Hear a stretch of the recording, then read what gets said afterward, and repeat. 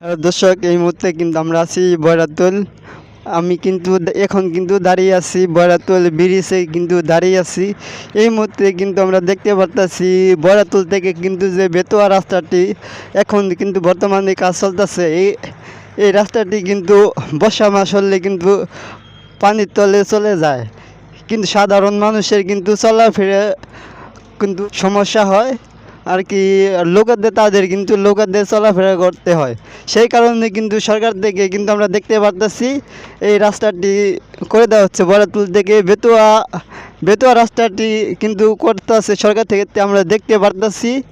আমরা কিন্তু দেখতে পারতেছি যে বয়রাতুল থেকে বেতুয়া রাস্তাটা কিন্তু এখন আমরা কিন্তু দেখতে পারতেছি কাজ কিন্তু চলতেছে বর্তমানে কিন্তু দেখতে পারতেছি বয়রাতুল থেকে যে বেতুয়া রাস্তাটা কিন্তু কাজ চলতেছে দেখতে পারতেছি। এই মুহূর্তে আমরা কথা কব কাকার সাথে কিন্তু আমরা কথা বলবো। আপনার নাম কি? আব্দুল সামাদ। আব্দুল সামাদ। আমরা কিন্তু জানি যে বর্ষা মাস হলে কিন্তু রাস্তাটা তলিয়ে যায়, কিন্তু এখন কিন্তু আমরা কিন্তু দেখতে পারতেছি রাস্তাটা করে দেওয়া হচ্ছে।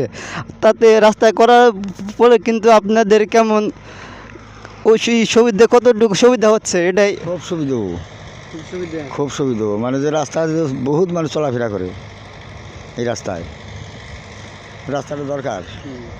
ওখানে যে তাও তো রাস্তা ঠিক থাকতেছে না, ওই যে গোড়ায় তুলে মাটি তুলতেছে কে একটু হমি তুলে ফাঁকে তুলে ফাঁকে যা যদি ফালাইতো মাটিটা বেঁকে ওই যে বেঁকে দিয়ে কাটতেছে গোড়ায় তুলে তো না কাইটা যদি ফাঁকে তো নাই না খালি রাস্তায় দাঁড়িয়ে দিত তাহলে আরও ভালো হতো। আর এই তো ব্যাপার, রাস্তা খুব ভালোভাবে হইতেছে। যেটুকু চাটা করছে তাতে বর্ষা মাসে পানি উঠবো না, আমাদের ভেঙে যাবো, কত ভেঙে যাওয়ার সম্ভাবনা আছে, ভাঙতে পারে আর কি। ধন্যবাদ কাকুকে।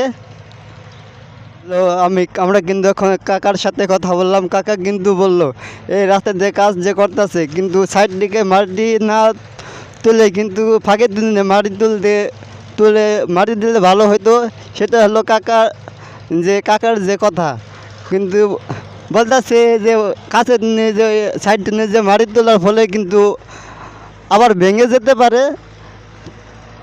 কিন্তু রাস্তাটি কিন্তু বর্ষা মাসে কিন্তু জানেন যে এই রাস্তাটি কিন্তু অনেক জায়গা পানি হয়, কিন্তু রাস্তাটি আবার কিন্তু ভেঙে যেতে সম্ভাবনা থাকতে পারে। সেটাই বললো আমাদের কাকা, সেটাই বলছে। নতুন নতুন সংবাদ পেতে অবশ্যই সবাই আমাদের পাশে থাকবেন।